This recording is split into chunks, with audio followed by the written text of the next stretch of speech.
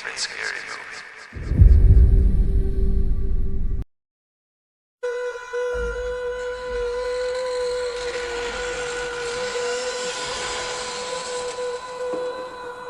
The 10 best horror movies where everyone dies, ranked. If you had to pick a movie genre to be a fictional character in, the least appealing would have to be the horror genre. Such films tend to feature characters stuck in awful situations, fighting for their lives and allowing viewers to experience the same tension and unease, apart from the comfort of their homes or a cinema. It follows then that body counts tend to be high for movies within the horror genre, and that sometimes things go far enough to the point where every main character dies by the end. The following titles demonstrate this well, all being ruthless horror films with narratives that ensure there are no survivors, at least when it comes to significant characters. The following ranking contains spoilers for numerous horror movies, by the way, so beware if you haven't seen them.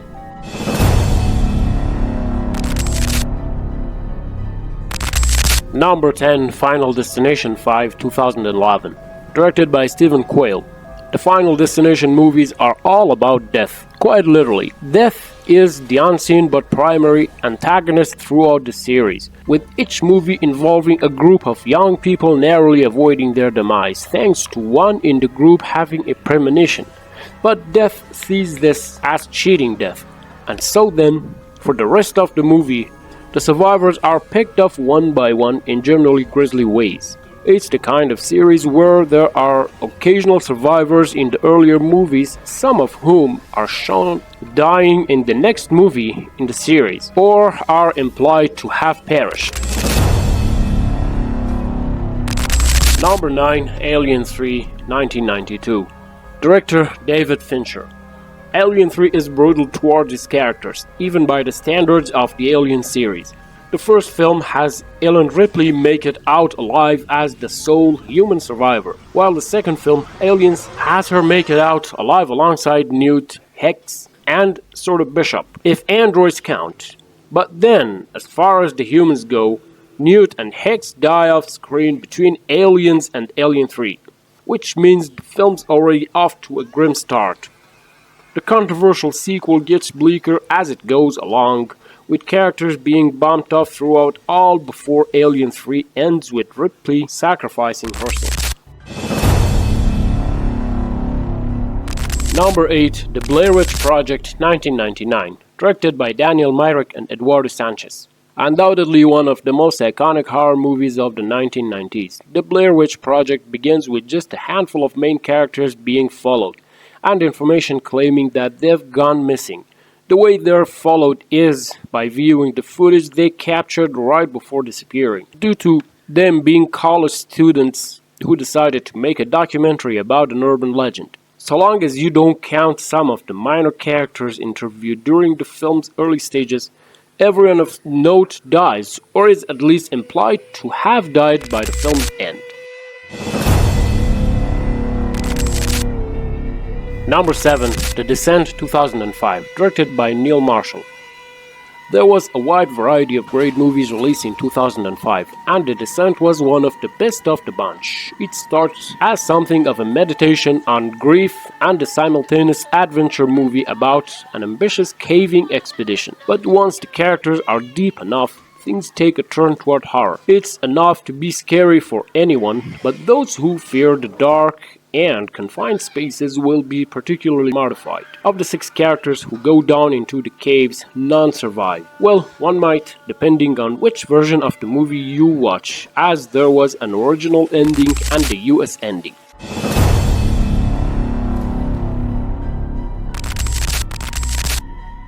Number 6, Night of the Living Dead 1968, directed by George A. Romero. Helping to establish various zombie movies, tropes, and conventions, including the idea that pretty much everyone can or will die. Night of the Living Dead is about as classic as 1960s B-movies get. It won't have a premise that surprises anyone familiar with the countless zombie movies released in its wake. But it was something new for its time, being about a group of survivors hiding at a house and waiting out a zombie outbreak. By the end of the Night of the Living Dead, It looks like one of the main characters has survived, but then he's abruptly shot by other people from a distance who mistook him for a zombie.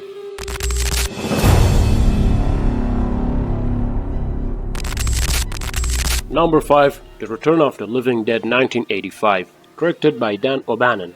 It may have a similar title, but Return of the Living Dead isn't tied specifically to the aforementioned Night of the Living Dead, and kicked off its own, not always consistent series. This 1985 movie is also more of a dark comedy than Night of the Living Dead, and certainly has a good deal more violence and sleaze for those who like their horror movies to have that kind of approach. One thing the two movies have in common, though, is bleak endings where the human proves unsuccessful, and the devastation is on an even greater scale in Return of the Living Dead. Those characters not killed by zombies are wiped out when the area they're in is nuked, and this is followed by the reveal that the nuke will likely spread the gas that caused the outbreak further, thereby leading to even more off-screen deaths.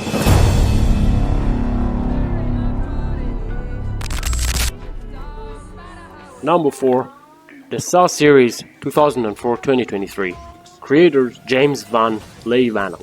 It's hard to pick out a single Saw movie as being the one where the most people die, and there tends to be a survivor or two from most films in the series. However, lasting more than 2 movies is very rarely done, and over the course of numerous violent and twist-heavy films, pretty much everyone dies at some point, often in a grisly way. It's gotten to the point where Saw X had to be a prequel, taking place between the first and second movies, and centering on John Kramer and Amanda, where they were still at large, and not, dead.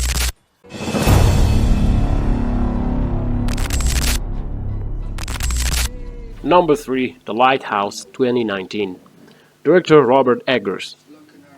Sure, The Lighthouse has a very confined setting and only 2 main characters, but given that both lose their minds and then die by the film's end, it counts as a horror movie where the death rate is at 100% for prominent characters. Well, that's if you want to call it a horror movie. It is technically, but it's also something of a dark comedy, a surreal or fantastical thriller, and a psychological drama. It's also not particularly surprising that that's where The Lighthouse ends up, but it's more of a journey-focused film than a destination-centered one, and the journey is frequently exciting and wild.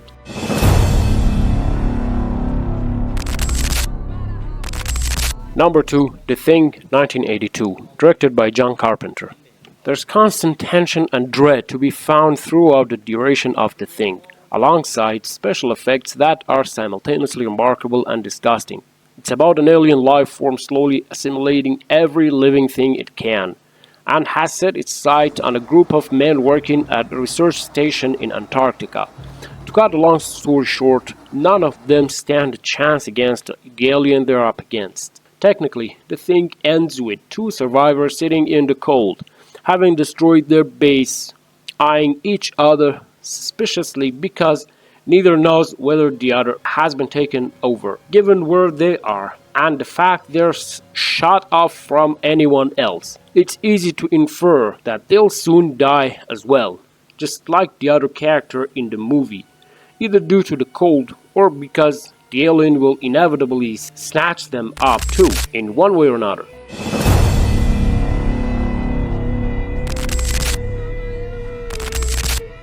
Number 1. The Cabin in the Woods 2011, directed by Drew Goddard. A movie that satirizes low-quality and derivative works of horror. The Cabin in the Woods initially seems like a low-quality and derivative slasher movie itself. Things aren't what they seem, though, and it's shown there's a reason for things seeming so formulaic and expectedly set up. There are people manufacturing the events of the film as a way to appease gods, though through ritual sacrifice, or else there's a risk of an apocalypse happening.